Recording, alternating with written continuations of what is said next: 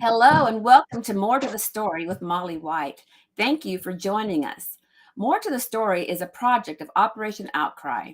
Operation Outcry is a ministry of the Justice Foundation that seeks to end the pain of abortion in America and around the world by mobilizing women and men hurt by abortion to share their true stories of the devastating effects of abortion. More to the Story with Molly White is a podcast devoted to giving women and men a platform to share their abortion experience and the devastating impact it has on their lives. We also want to offer hope and healing to those who are hurting after abortion by offering information on abortion recovery programs that provide hope and encouragement to pregnant women at risk of abortion. Oh, and to provide hope and encouragement to pregnant women at risk of abortion. Lastly, More to the Story will talk about the most current news related to abortion and bring different perspectives from experts and leaders from around the country into the conversation. Now, today I'm joined by my wonderful co-host, Mary Browning. Mary is the legal advisor of Operation Outcry. She and I both have served on the advisory board of Operation Outcry, and we both have experienced abortion in our past. Now, Mary, before we introduce our special guest, I want to talk a few minutes about the latest news concerning the abortion pills. So, I read on, I think this is Life News, that the Justice Foundation, which we work with, has filed an amicus brief to support the lawsuit against the Food and Drug Administration that will be heard at the Supreme Court next Tuesday. And in this release, it says that the Justice Foundation announced that it filed the amicus brief to the Supreme Court representing 2,743 women who've experienced severe physical and emotional consequences after having an abortion. The brief contains several witness accounts from women who took the chemical abortion pills. One woman among them described the aftermath of taking mifepristone as one of the most horrific experiences in my life. Pro-life activist Abby Johnson and Martin Luther King's niece, Alveda King, are among the women represented in the brief. And you can read this article on Life News. It goes on to share a few stories of women who experienced the chemical abortion and what the women of Operation Outcry are asking of the court is to stop all distribution of the reckless chemical abortion drugs and reverse the FDA approval of the drug and protect women from the lies, injuries, and predator practices of the abortion industry. And then I read another article that caught my attention that now 60% of all U.S. abortions in 2023 were done by the chemical abortion pill RU486. And this is information that was released from the Guttmacher Institute, which is a research institute of Planned Parenthood. Now, it says here that the report is published every 3 years and based on data collected from U.S. abortion providers. Well, we know not all abortion providers report everything that they need to report. But the survey found over 1 million total abortions were provided through the U.S. healthcare system in 2023. And that's the first time the number exceeded a million since 2012. And I thought that was very disturbing, that the numbers have gone up that high since 2012, and that 60% of the abortions in the US are done with chemical abortion, which we've had um, attorneys, we've had doctors, we've had mental health experts on previous shows talking about the dangers of the abortion drug. And we've had testimonies, and that kind of leads me to our special guest today. And I want to ask Mary to introduce her, and then we will let her share her story, share how she got involved in pro-life activism, and then we'll do a little quick Q&A during that time. So, Mary, would you like to introduce our special guest? I would. Thank you, Molly. We're excited today. We have Kelly Lester with us. Kelly Lester is the Outreach Coordinator and the Governmental Engagement Officer for And Then There Were None. And she is here to tell us about her experience with abortion. And I might mention before Kelly starts that we have a helpline running here, and it is there's a helpline there that you can see right now. So we had the abortion pill reversal there a minute ago. Now we have, and then there were none. So thank you. Okay, Mary, real quick, we do want to give a heads up to everyone who's listening that if you have young children, we would encourage you to send them somewhere else during this podcast in the discussion that we're going to be having. They don't need to be hearing this. And if you have an abortion in your past and you haven't dealt with it, you haven't healed from that, a lot of these things could be very triggering. And we want to just give you a little warning. We want you to stay tuned. We want you to listen, because we want to offer you the same hope and healing and recovery that we experienced ourselves from our own abortions. So I just wanted to throw that in there, Mary, before we got started. Thank you, Molly. Kelly, we'd love to hear from you. Yes. Well, thanks. Yeah, Molly, I appreciate that that little warning label, because this is a topic that's really important that we speak about. It's really important that people get the facts and get the information from people like myself, who not only have taken the chemical abortion, but has also dispensed the chemical abortion, because I worked in the abortion industry. So it's really important that people hear those facts, because unfortunately, that is not what is being said or what is being told throughout the media and throughout the messaging of the abortion industry. And so I appreciate you guys asking me to be on here, and look forward to sharing. Thank you. Thank you. Well, can you kind of tell us, Kelly, how you got involved in the pro-life? What led you to this place? Yeah. Well, it's kind of a long story, so I'll try to make it somewhat short, but give you the high points. I had a pretty normal childhood in many ways, but at the same time, it was laced with trauma. When I was a young child, I was molested. When I was in high school, I went to a party where I was raped, and that led me, by the time that I was 15, to have my first abortion. And I walked in a nationally ranked tennis player, a straight A student, a regular church attender, alone at 15 with a wad of cash, after a trusted family friend, mom in the community, told me that this was the best thing for me and what I needed to do. And so I trusted her, and I went and I had my first abortion. That was a surgical abortion. And that day changed me. While I'd experienced much trauma up to that point, everything that had happened to that point had been done to me in a lot of ways. And this was something that I decided to do on my own. And while I didn't understand the ins and outs of the procedure or anything about the side effects or the possible, mental or emotional things, I very much knew that I was pregnant and I didn't want to be. And so the shame from having killed my child was more than I could bear. I ended up going in completely a bad direction, started selling drugs, running drugs for the Puerto Rican mafia, got involved in homosexual lifestyle, pornography, every kind of depravity, eating disorders, you name it, I was involved in it, trying to cover that void. In that process, I got pregnant again, and I didn't want to have a surgical abortion, but mostly I was convinced by the abortion industry that this was the safer, easier, cheaper way to stop this pregnancy. And so all of those things checked the boxes for me because I, didn't want to spend the money and didn't want to have that same traumatic experience that I'd had in the beginning.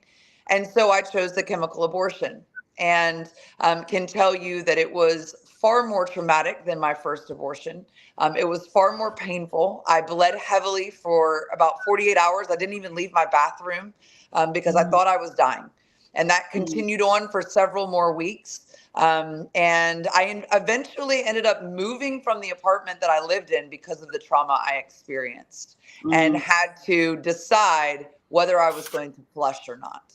And so that trauma was far more worse than my previous one. But then several years later, I was still selling drugs and doing all of that stuff. And I wanted to get into a lifestyle of helping people. I didn't have a lot of skills at that point, but I looked for a job and I found that a women's clinic was hiring. And so I went to the address on the ad, and it was where I had had my abortions. And I walked in and I got hired on the spot. And people ask me, Kelly, having had a traumatic experience with your abortions, why would you turn around and work in the abortion industry? And that's a great question. But the reason is I assumed that my situation, that my experience had to be isolated. I had to be the only one who had that kind of experience. Because if everyone who had had that experience, or even a significant number of people had had that experience, surely we would be hearing about it. Surely there would be people saying, this is terrible, this is dangerous, this is awful, don't do this. And I wasn't hearing that. And so I thought that my experience was isolated. And honestly, I thought that I probably deserved that kind of an experience as a punishment. And so I went to this place trying to help women, and I got hired and worked there for a little over a year as a receptionist and did all kinds of things coercing and manipulating women. Editing magazines so that there weren't any babies or minivans or happy couples because we didn't want her to change her mind. Telling the guys that were waiting in the waiting room, we would turn the heat really hot or the air conditioning really cold so that they would get up and leave. So when she came out, we would say to her, well, sweetheart, if he won't even support you for this appointment, what makes you think he'll support you for a child? Oh, wow. Giving them Valium before they had signed any paperwork. And then when they said they changed their mind, a nurse would come out 30 minutes later and say, well, sweetheart, you're already here. You've got your money. You're ready to go. The Valium's kicked in. Let's take care of this for you. Things to just completely manipulate women. Lie to women and tell them when they took the chemical abortion that it was going to be painless and it would be like a heavy period. And, it might last for 48 hours, but then everything would be totally fine. All of those kinds of things that had been fed to me, I turned around and did to other people because, again, I thought my situation was isolated. And I ended up leaving the abortion industry after about a year because of the number of women that were hemorrhaging in the recovery room from their surgical abortions. And that was also part of my job as the receptionist, which, of course, doesn't make any sense. So I leave that industry and did follow up and have two more abortions after that because I was still in a lifestyle of just complete sin and drugs and alcohol and abuse and all of the things. And then ended up living in New Orleans with a boyfriend. It was a very violent relationship and decided I was going to come home and went out to celebrate. Got into a fight, which was typical, came home. We had ripped the door off the door frame and there was a 2x4 laying on the ground. He pushes me on the ground, gets on top of me, grabs the board, goes to hit me over the head with the board, mid-swing, drops the board, punches me in the face several times. My face explodes, blood goes everywhere. He realizes he's actually hurt me. The fight stops.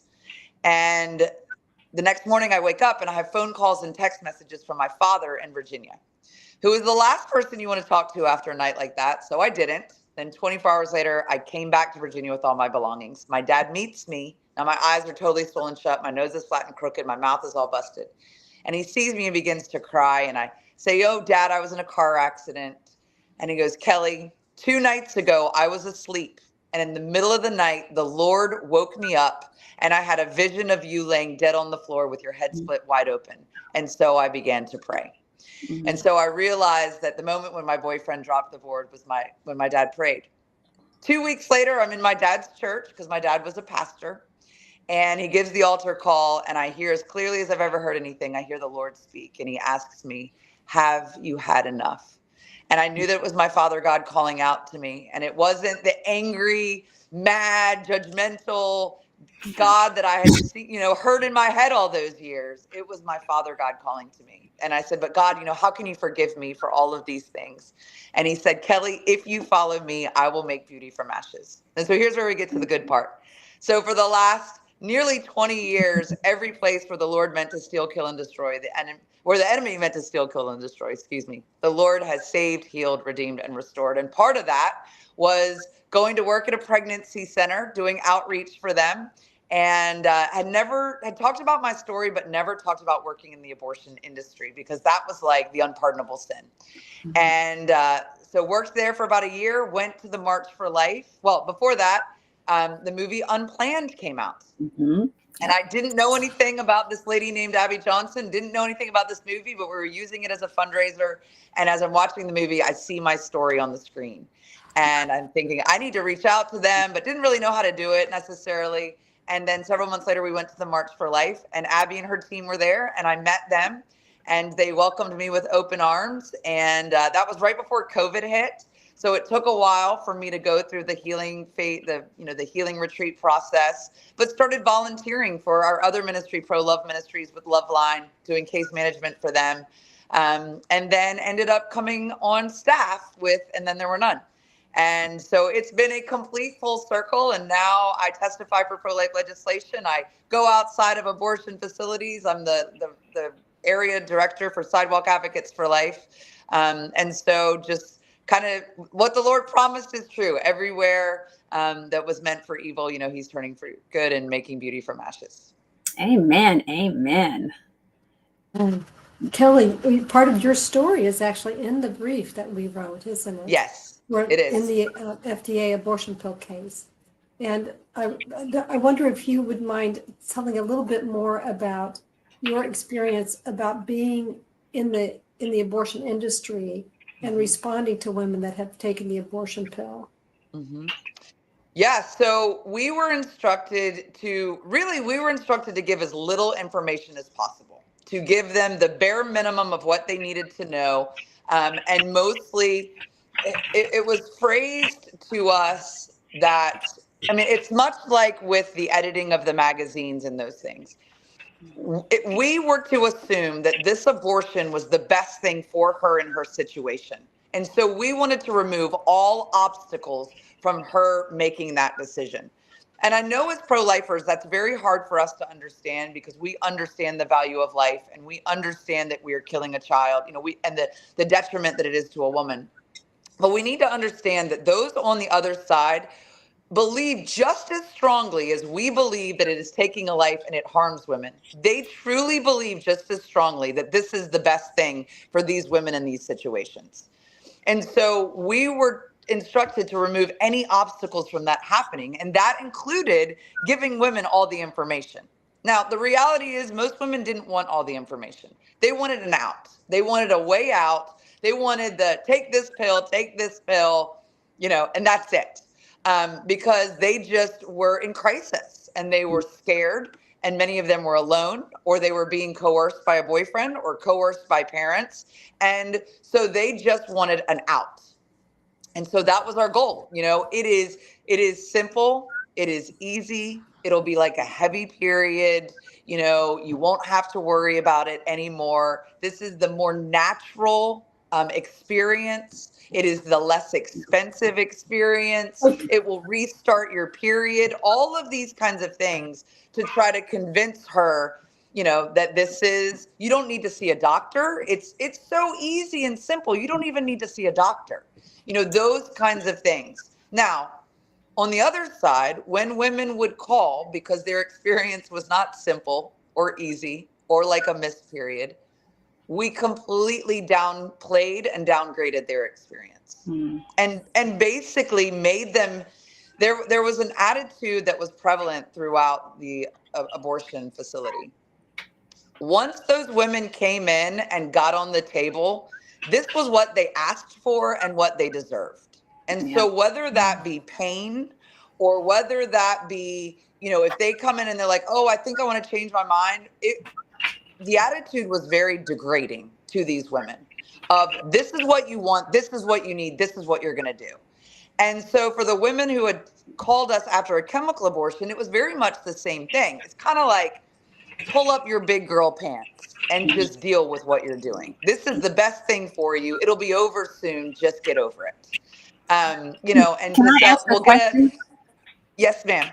I'm sorry, Mary. Can I ask a question? So, did the response of some of the women who had these negative and painful experiences taking the chemical abortion, did that trigger you in any way when you talked with them? I mean, did it? Because that's the experience you had, and that you thought you were alone having that type of experience. And I was just kind of wondering if you got triggered by that, or if it was. Absolutely. It absolutely triggered me. And I'll be honest with you, when women would come in to my facility, I would really push them in the direction of surgical abortion. Mm. Because the reason for that is the overwhelming majority of our surgical appointments were sedation. So for $25 more, you could get a sedation.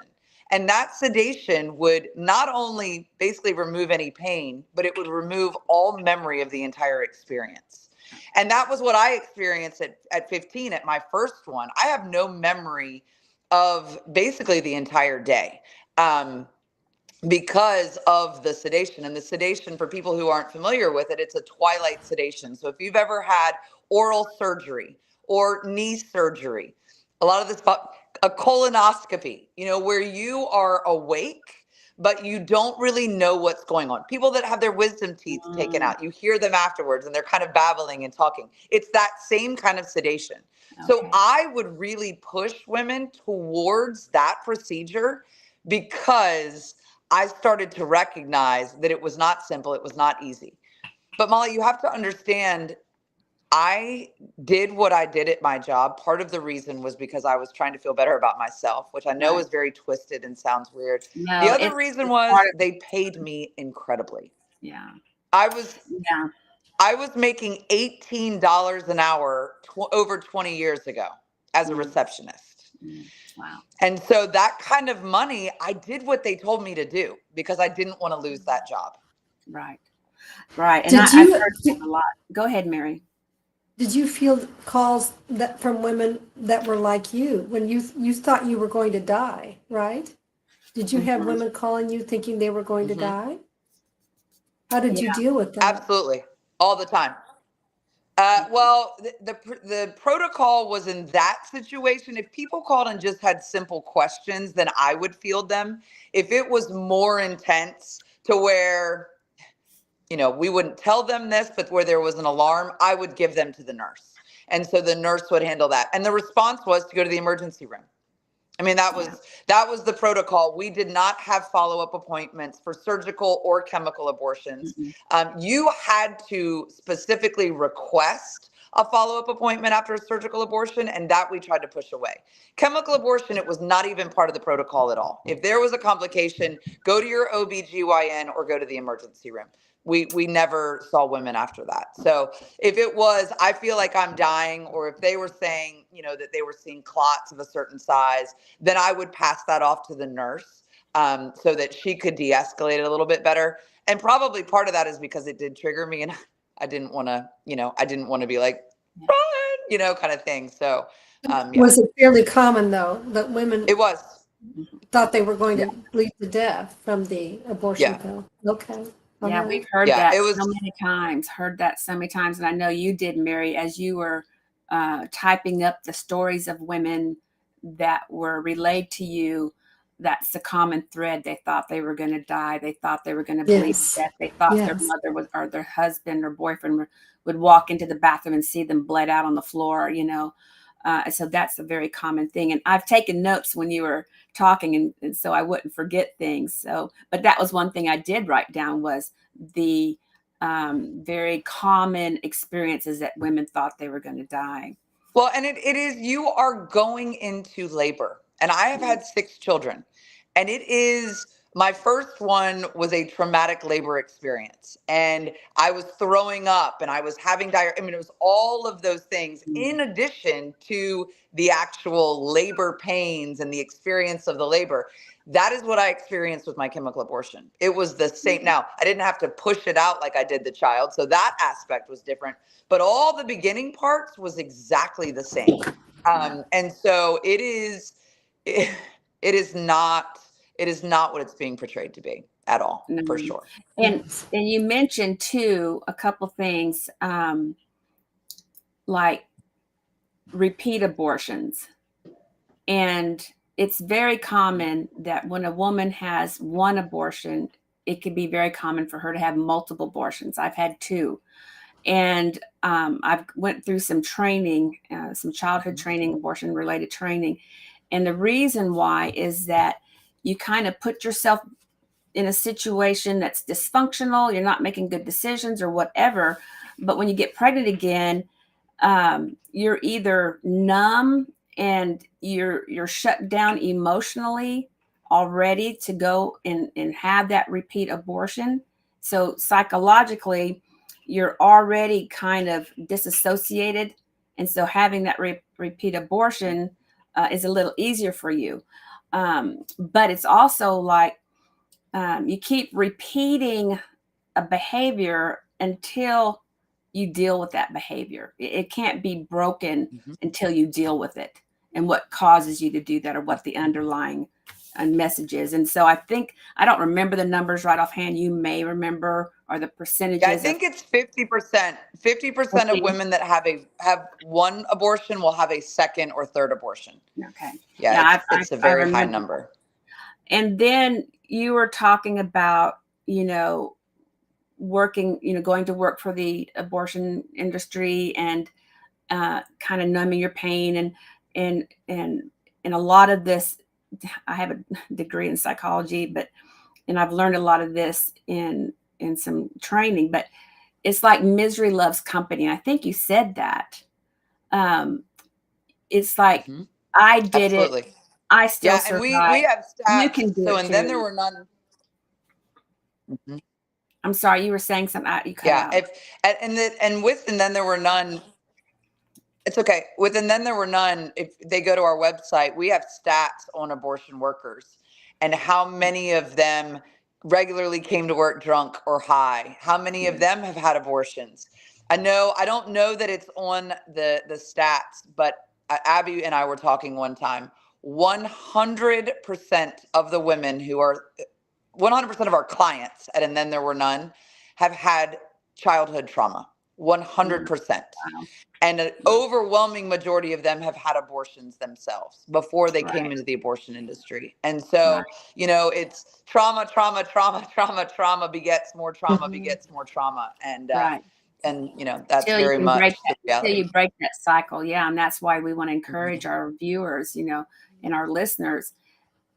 If you're continuing in a destructive behavior or pattern, you really need to get help so you can break that cycle, because there is, like Kelly was saying, and Mary and myself, gosh, when the Lord comes in and he forgives you and he heals you, man, he'll use you in such a powerful way. And you just break off of that old identity, break off of that old dysfunction, and there is an incredible life for you after that.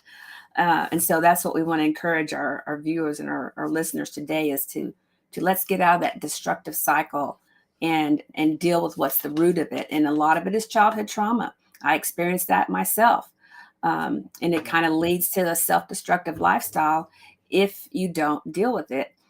And then you said something too, Kelly, about, you know, the abortion, the people that work at abortion clinics, you know, believe that they're helping women, believe that they're doing what is right, but it's actually not true. Well, the game, but it's total deception. Absolutely. They're justifying what they're doing, money, making money. I've had an abortion in my past, whatever it is, but it's denial that it's wrong. It's denial that they're deceiving women, um, and and it's just based on pure deception. In fact, everything about um, abortion rights is based on deception. From the very, very beginning that abortion came into the United States, it was all based on lies and deception. So they may really believe it, but like you said, coming out of that industry and dealing with the truth and the facts, it's hard. It's hard to come out Mhm. of denial. It's hard to face those things.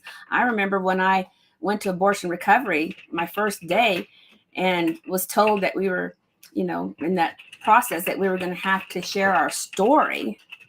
I mean, I was literally sick, sick. I wanted to vomit. I just couldn't even imagine having to say I had an abortion and then talk about that experience. So it is difficult, but it's liberating. It's freeing when you can confess that and deal with it and let God heal you from it. So those are my questions. Do you have something, Mary? I'm just kind of taking over. I do have, one of the things you said, Kelly, was that in the abortion industry, if it was assumed you knew that what the best thing for the woman was for her to have an abortion. I think if I understood you correctly, it was as the workers sort of assumed they knew better than the woman what was best for her if she was having second thoughts or when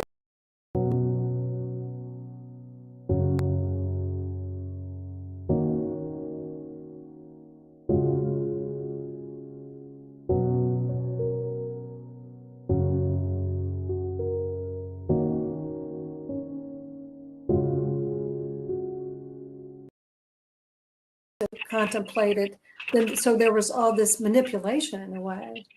That was interesting to me. Did I understand that correctly? That you just assumed you knew what was best. If she came through the door, what was best for her was an abortion. Was that correct? I think she maybe froze up a little bit, Kelly. Absolutely. Okay, That's There she. 100% correct. Mhm. Oh, okay.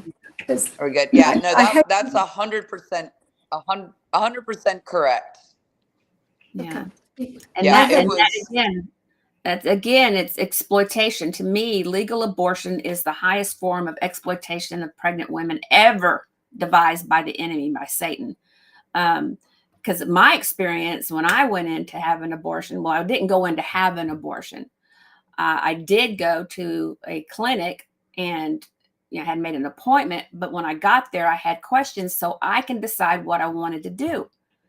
And my questions were, what about fetal development? I think I'm about 8 weeks pregnant. And they said, and the nurse took a pen and put a little dot, or the secretary or receptionist, a little dot on a piece of paper and said, it's no bigger than that dot.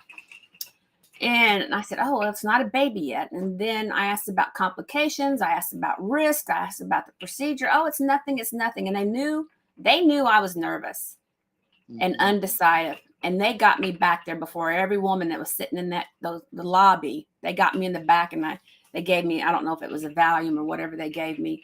And I ended up having an abortion, which totally, like you, totally traumatized me. And so they may be thinking they're doing what's best for women, but they're not. They're doing what's best for them and the money that they're making. And I want to share another story because you might have had this experience before, and if you do, I want you to share that. But one of my dearest friends, who's been going with me and sharing testimony in different locations and events and situations, got pregnant, went to a Planned Parenthood. Um, and I think she had her pregnancy test done there. You're pregnant. Oh, you're single. You can't afford a baby, and they kind of persuaded her to have an abortion. Well, and they made an appointment for her, but she went home and she said, I didn't go to my appointment because I wasn't really sure that's what I wanted to do. Because I couldn't even believe it was legal. And so she missed her appointment, and the Planned Parenthood just called her up and said, hey, you missed your appointment. You're getting really close to where it may be too late to have an abortion once you come back in. And she said, well, I want to talk to a doctor first. I want some more information. Well, they convinced her to come back in and took her right back in. And I guess they gave her the Valium because she went into the room thinking that she was going to have a doctor-patient discussion. So she was thinking the doctor was going to come in and they were going to talk about her pregnancy and do all these kind of things. No, they gave her the drug and she said she could not move and she doesn't know if she could even scream, but they performed a late term abortion on her. And that completely traumatized her. She did suffer a lot of hemorrhaging afterwards. She said her breast milk came in a couple of days later. And that traumatized her so much that, like you just go into this dysfunctional lifestyle. You'll do things that you've never done before, but it rendered her sterile too.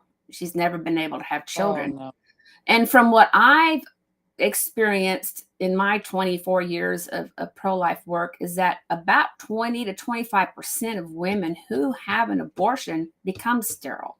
But I kind of wanted to bring that up to you and see if your clinic did anything like that, or if you heard stories like that, or what you may have experienced.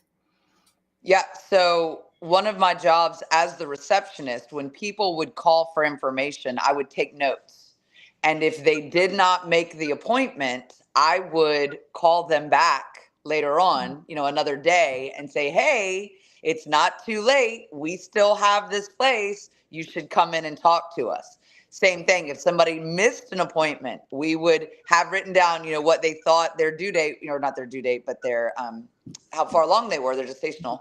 And we would call them and say, hey, it's not too late, but you're getting close to where it's going to be too late for you to do this. So you need to come in and try to convince them. So I definitely, I did that for sure.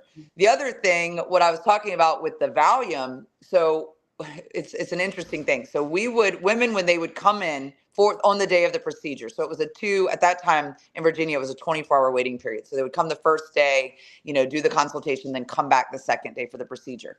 When they came back the second day for the procedure, they would come in and hand me their ID and their money. And the very first thing that I would do is give them a Valium. Wow. They then were filling out the paperwork, right? So Mm-hmm. first off, that's not informed consent because you are medicated. So they would sometimes come up, and I said this, but I'll go into a little bit more depth. They would come up and say, I've changed my mind. I want to, I don't want to do this. And I would tell her, look, by law, because you've taken this medication, you are required to stay here for 2 hours so that we can monitor you. Wow. So go back, sit down and wait. And in 2 hours, you can leave. And then about 20, 30 minutes later, once that Valium had kicked in, that's when the nurse would come out and convince her, hey, you're already here. You already have the money. Let's go. Now, what's interesting about that, and I said this about the sedation, when women would take the sedation, which it sounds like that's probably what your friend had, because that would be about, she would be awake, but not be able to speak, not be able to move, not feel any pain. They would have that sedation. So they would have that drug, which is a mixture of fentanyl and other things. 20 minutes after taking that drug, they would be in the recovery room. So they would take the drug, the doctor would come in, do the procedure, which would take about 5 minutes, come to the recovery room. And then 20 minutes from the time when they had taken the drug, I would come into the recovery room with their clothes, their juice, their cookie, their birth control, and start the release process. So we wouldn't let them leave for 2 hours after taking a Valium, but we would push them out the door 20 Wow. minutes after doing this cocktail, including fentanyl. And Wow. so it absolutely, now I don't know of any experiences where, the women were completely, now, I mean, there were definitely times where the women were on the table saying, I don't want to do this. And the nurses were like, you're already here. You're already in the stirrups. We're doing this. Or That the coercion. doctor would say, it's too late. We're doing this. Mm-hmm. Yeah. So that definitely happened. So it doesn't surprise me at all. And the sterilization thing, I don't know what the statistics are, but I know that regularly women would be hemorrhaging in the recovery room. And Mm. when that happened, many people may have seen the movie Unplanned. It's exactly what would happen. When a woman was hemorrhaging in the waiting room, we would take them back to the procedure room, give them more of the drug, and then fix, quote unquote, fix whatever had happened, basically stop the bleeding, and then release them without ever telling them that there was a complication in the procedure. Wow. Not telling them to go see an OB for follow up, not telling them to go, which in surgery, complications happen. That happens. But I tell Yes. people, if you were going to get a colonoscopy and your doctor had perforated your bowels, they would sit down with you after the fact with a loved one and go through everything that went wrong, everything that you need to look out for going forward, everything that you need to watch out for. Do one, two, maybe three follow-up appointments. These women, we would not tell them what had happened to them and let them go and not even ask them to come in for a follow-up appointment. Mhm. And so that's what caused me to leave, because I was realizing it was a culmination of things, the lying to the women on the phone, the manipulating in the reception area, which I started to see, and then realizing that we weren't just ending that pregnancy, but we were, for many of these women, ending their potential to ever become mothers. And I, in fact, went and looked at my own file to see if that had happened to me, because I had no memory of it, and realized it was so prevalent that I thought it was possible that it had happened to me. Oh, Thankfully, wow. it did not. But yeah, Thank it was you. very prevalent. Yeah. I have to tell you, Kelly, this is, it's even more alarming than I had imagined. It's even more alarming than I had imagined. And the idea that this is women's health care is just, it's just heartbreaking. This is what we Yeah. call women's health care. So I just, I thank you for your speaking out. And I loved your story of how God rescued you when you were going to get your head smashed in. And instead, he hit you with his fist and then realized what he'd done. And I just love how God pursued you and rescued you out of that. And Amen. what a redemption story. Amen. And I think of my own life as getting to sing my redemption song. And I see you are singing your redemption song. Amen. And Molly is. It's beautiful. It's so Yeah. beautiful. It I'm is. just, And there's nothing more powerful than a post-abortive pro-life woman. Because we've been there, we've done that. We can even empathize with those who are still on the other side, because we were on the other side. I mean, I was Right. yes, yes. pro-choice for 13 years before I came out of denial, because I had to justify what I did as good and right. Because if I couldn't justify killing my baby, then I had to face the truth. And that's very overwhelming to do when you don't have the Lord on your side. And so we just kind of want to encourage listeners out there that God will forgive you. God is a loving God. We just have to confess and repent and allow him to take us through that healing process, and then look at the incredible ways that he can use us. I think we lost her for a minute, but we hope I that think we Kelly did. comes back on. If not, then she'll call you. But Mary, I wanted to kind of ask you, because you've mentioned before on other podcasts that, like Kelly was saying, that if you have a problem with your abortion, if you're having hemorrhaging, if you're having any kind of side effects or whatever, go to the emergency room. Well, most of the time women will go to the emergency and end up, and they won't tell the doctors what happened. They won't tell them why they're there. And so, Well, Mary, you had a similar, but not exactly kind of experience. But you mean my personal experience? well, yeah, as far as the healthcare industry does not know the Okay. severity Yes, of. this is, Kelly, I'd be curious of what your thoughts are on this. One of the things that I have come to realize is that I lied on my own medical forms for decades. When they asked how many pregnancies I had, I would say the number of my live births. I wouldn't tell them that I had had an abortion because I was still keeping that secret, as if I was doing who a favor.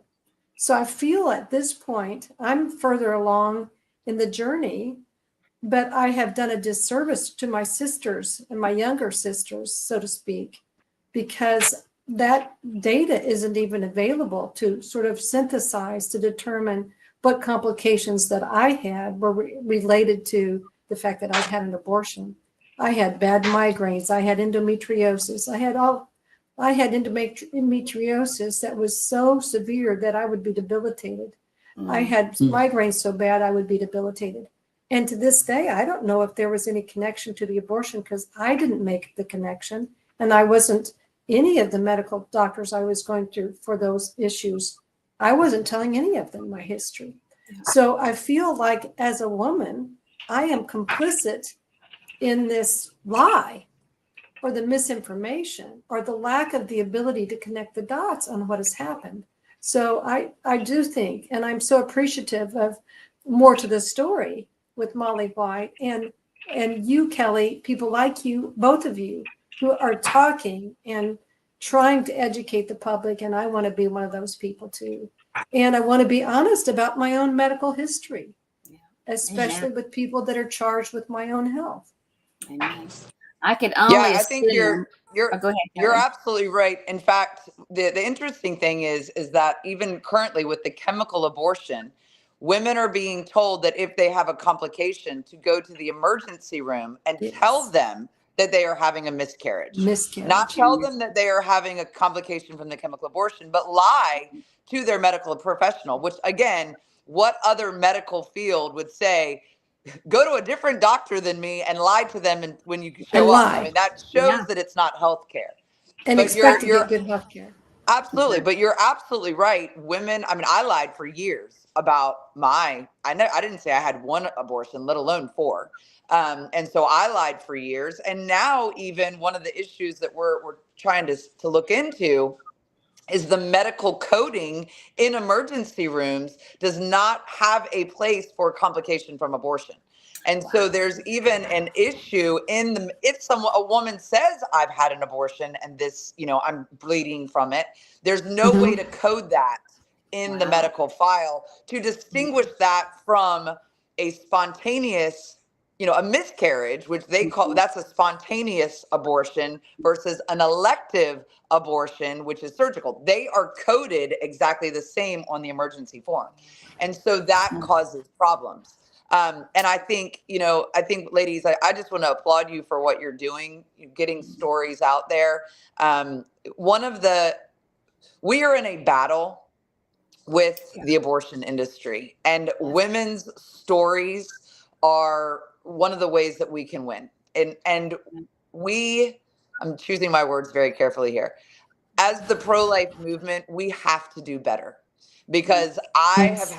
I had a Fox article put out, I had my story on ADF, and the attack that I got personally from the pro-life movement, calling me a murderer, Mm, calling me a slut, mm, calling me all of these mm, things.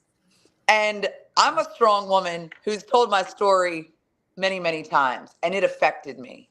And mm. if we have any hope of these women who have been injured or who have had this experience that were coerced or lied to or manipulated, if we have any hope of them coming forward and sharing their stories, we as the pro life movement have to do better. We have to do Amen. better than attacking them. And so I appreciate you all having this platform, getting people's stories out there, being a safe place for women and men to share their experiences because it's so important. It is.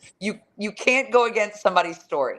You That's can right. you can Right. talk to me about facts and medical stuff, but you cannot go against my story and so or Amen. your stories. So thank you so much for for what you guys are doing. Well, thank you too, Kelly, because you've come from even a different perspective, having an abortion and then working for the abortion industry and coming out. That is huge and it's so brave. But it's necessary. It's so important because our desire is to protect women. We don't want women and girls going through what we did. We don't want them to be a victim or exploited by the abortion industry. Having your baby is the best way to solve a pregnancy, even if it's unwanted and unplanned, because the further along you get in your pregnancy, things get better. But I really appreciate you, Kelly. And I want to maybe just have a whole show and have former abortion clinic workers come Mm. on and share what's going on inside those doors, because that's what's important is we need to know what's going on inside those doors so that we can help women avoid that and not go down that same destructive uh, choice that we did. And Mary, thank you for Mary's brave too. I mean, she's got a professional background and she has shared her story, and it is important. It's important. We've got to share our stories, and I know I when. have one more. I have another question for Kelly, Yeah, though. go go go. And that is, if there are abortion workers that are listening or that are watching this program at some point, how can we support them and what would we say to them? What would you say to them? Yeah, the best thing that you can do is send them to and then there were none. You want to refer them to and then there were none. If you're someone who stands on a sidewalk or someone who works in the pregnancy help ministries, abortion workers do come there, and they come to pregnancy help ministries for a number of reasons. One, they are themselves pregnant and they don't want to tell their job, so they come to a pregnancy resource center for help. Two, they are out of the industry and they're looking to redeem the time. And they want to come and they want to work and make up, for what they did. Three, they're post abortive and they are coming through post abortion ministries. And so, or four, they're in and they want out and they know that you're a way that they can get out. And so, in all of those situations, what you want to do is you want to refer them to abortionworker.com, which is, and then there were none. Mhm. You don't want to ask a lot of questions, which is very hard, because it's kind of natural to want to know, what have you seen? What have you experienced? What have you heard about us? You want to not do a lot of that because there are sometimes some legal aspects that can come into play. And so the best thing to do is to connect them with, and then there were none immediately. And just, if they're still in the industry and not wanting to get out, you love them. They are also a daughter of the king. They are also a child of God. They are also a woman with a hope and a future and a destiny. And so, just like we love the moms and the babies, we need to love the workers. And love will work every time. Amen. Being kind and loving them will work every time. And so, being a safe place and doing that for them is the best way. There's another great resource that we have called littlepillsthatkill.com. Mhm. Mm. And it is all about the chemical abortion. So what we have done is we have taken sound bites from the abortion industry, like it's as safe as a Tylenol. And we have former workers, including myself, who get on and talk about how our experience, how we told people that, but this is what we saw, or this is what we, received. And so there are countless stories of different workers sharing that. So it's another great resource. And then if you go again to abortionworker.com, you can see other stories like mine of workers who have left and come out of the industry, and how God's redeeming their stories as well. Amen. And I wanted Thank you, you. Kelly, real quick to give a description what, and then there was none. I think I meant to ask you that at the very beginning, but what is that? So we are a ministry to abortion workers. That's all that we do, is we try to get abortion workers out of the industry, or if they are already out of the industry, bring hope and healing. So myself, I'd been out of the industry for 20 years when I joined, and then there were none. Okay. We have people calling who are still working in the abortion industry who want out. And so we never want finances to be a reason that someone stays in the abortion industry. So we will provide transitional financial help for that person so that they can quit their job. We also provide resume writing services. We also help them find a job. Oftentimes, when somebody leaves the abortion industry, they're blacklisted.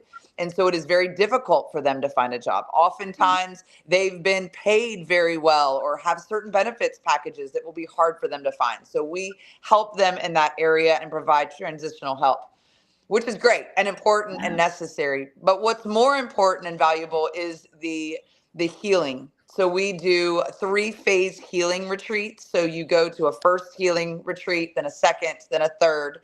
And in that, it's an onion, so it goes through the layers of healing to try to get you whole. We don't require that people become pro-life. We don't require that people become followers of Jesus. but oftentimes and usually they do. Once they get out of the industry and their eyes are open to the realities of what was happening in there and the realities of what's happening, with our tribe, when they can get in a room with other women and talk about the smell and talk about the sound and talk Mhm. about the different things and not have people go, oh, it there's a loosening and there's an opening of eyes when they can see people who've left and who are now happy and whole and doing well. It helps in the process.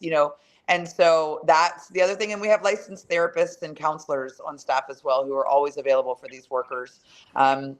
And we're a Awesome. tribe of women that we get together and hang out and talk on the phone and text each other, and so it's a great support system.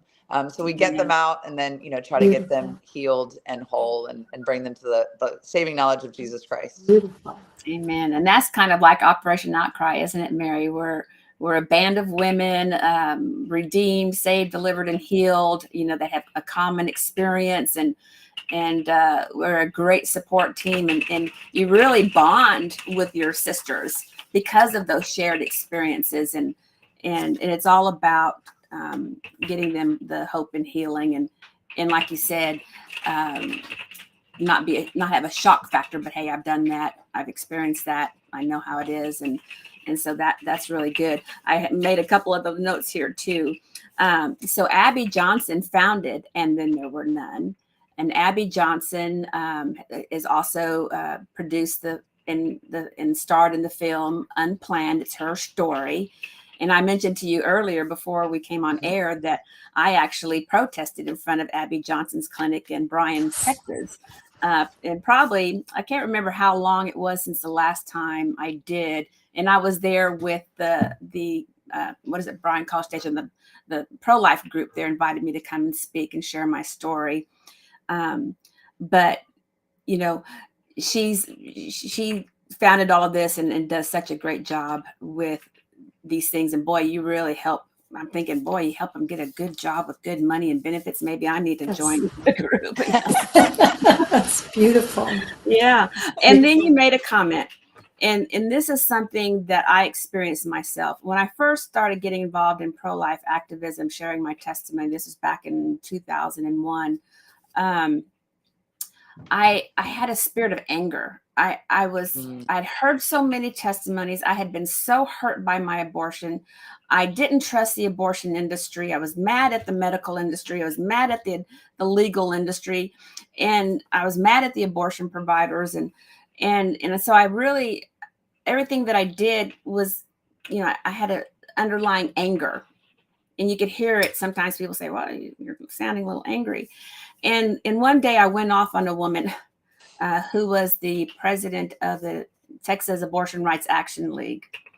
And she and I and Alan Parker with the Justice mm, Foundation and several others, they were on a radio show, and she said some things that really ticked me off about abortion doesn't hurt women and things like that. And I went off on her, and on my way home, the Lord just said to me, because I was kind of going over what I did and said and how angry I got, and my friend, I was talking to her, and the Lord spoke to me, said, what is your greatest weapon?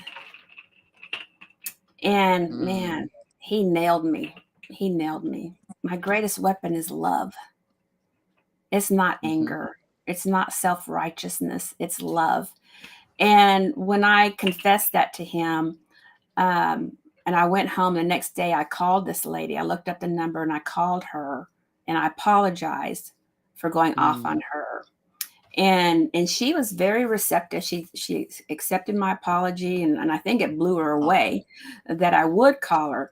But looking back on my experience, um, I was an angry woman because I was so wounded by my abortion. Mhm, And I've noticed that the angrier a woman is about pro-choice and her position, the more wounded she is.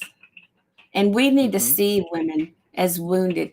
We need to see even the women and men that are working in abortion clinics. They're wounded. They're lost. They're justifying why they should be there. about maybe helping women or their money factor, but we need to see through the eyes of love and through recognizing that we're all hurting people. Some of us have just been blessed to be able to go through healing, and we're all still healing. But if we kind of take that approach, that they, like you said, Kelly, they're our brothers and our sisters. And the only difference is they're lost and we've been found. And we need to show that grace to them, that love to them, and open up our arms and say, we want you to come out. We want to love you, accept you, help you, through your healing process and on your journey. So I'm bumbling and mumbling now, but that's kind of what I wanted to get in before we closed. That's good. Yeah, Molly, That's good. so in the the recovery room was one of the places that I was over, as I said earlier. Mm. It didn't matter whether the women came in shouting their abortion or conflicted about the decision that they were going to make. In that recovery room, every woman was sad. Every single woman. But they are being told by the industry and told by the media that abortion is empowering and abortion is the best thing for you and it's a rite of passage for you as a woman. And so when I'm not feeling that, I'm feeling shame, I'm feeling regret, I'm feeling sadness. The natural thing that you do with that emotion is you turn it into anger. And so I 100% agree with you. The madder they are, the more they're cussing at you and pointing the way to heaven with their middle finger, you can guarantee that's the amount of trauma and wounding and hurt that they have in them. And so I'm like you, every time I see that, I'm like, wow, this woman is really hurting. And it Right. helps me to love them because it's hard when they're screaming at you and saying all Yeah. kinds of horrible things. It's really, really hard. Yeah. But when you see that wounding, it helps. So Right. I think that's great. Right. And just realize that they don't know you personally, and all this anger that they're projecting on you is not really something that you've done, because they don't know you. It's something that they're dealing with, and projecting that on you. And I just want to close by saying one story, unless Mary wants to jump in there. Um, but it kind of reminded me, I was speaking at a legislative event in Austin. I was a newly elected state representative, and we were on a panel with some Democrats and Republicans and some abortion workers. And anyway, we had a big discussion. But at the very end, because I can look at an audience when I'm sharing my story, and I know you, Mary, and you too, Kelly, have had the same experience. When we share our story and we can see our audience, we can pick out who's had an abortion and who hasn't. I can do it Yeah. just like that, bang, bang, bang. And but in my closing statements, I said, um, I can identify with many of you out here in this audience, because for 13 years after I had my abortion, I was pro choice, in your face. That was the right for women. How dare you tell me it's wrong? I said, I was I was right there. I said, but it was not until I confessed it to the Lord, realized the truth that I killed my baby. It did not do anything to help me. And I confessed it to the Lord and repented, and he turned my life around. I said, so I understand where you're coming from. And it just kind of blew these people away in the audience, and even some of the members on the committee, or the speaking panel. But it's true. It's what I've experienced for many, many years, what I've experienced myself. And and Mary, do you have anything you would like to say? I think the one thing I'd like to say to Kelly is that I'm so sorry that you endured what you did when people knew your story, when people that should have been loving to you knew your story. And so I just want to say I'm sorry to you. And, And I'm thankful to both of you women.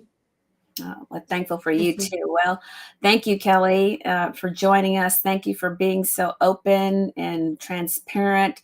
I'm the same way. I'm an open, transparent book, and I feel it's important to get our stories out there, to get the truth out there. And thank you, Mary, for your wisdom and your input and your story. And I want to thank all the listeners. And let me tell you real quick, why did we call this More to the Story? With Molly White. Well, when we were trying to find a title for this podcast, we realized that the abortion industry, the media narrative, all the narrative around abortion is just part of the story. And there is more to it. And that's why we decided to call it More to the Story with Molly White, because there's several other more to the stories out there. But there is more to the story. Don't ever believe just part of the story. Get your facts, get information, take your time, and know all of the truth before you make any kind of a decision. So anyway, thank y'all for joining More to the Story. It was a great discussion. Thank you for coming on again, Kelly and Mary. You're the best. And we hope you tune in again next time. God bless you. Thank you, Molly. Thanks.